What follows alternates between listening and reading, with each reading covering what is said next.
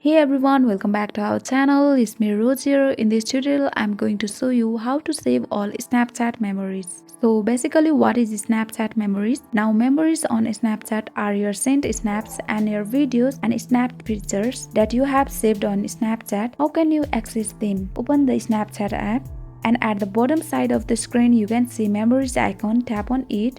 Here you will find all your memories. Now how can you save all of them? You can select one by one and save them, but if you want to select all of them, tap on tick mark at the top of the screen, then select all.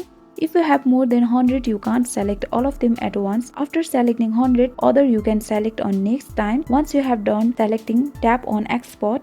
After that, you will get an option of share to. Swipe right to left and here you get the download button. Tap on it and all your Snapchat memory will be saved to your camera roll. Here you can see on the camera roll the snaps we have downloaded, and this is how we save all Snapchat memories. I hope this tutorial helped you, and if you are new to our channel, make sure to subscribe, like and hit the notification bell icon, and thanks for watching.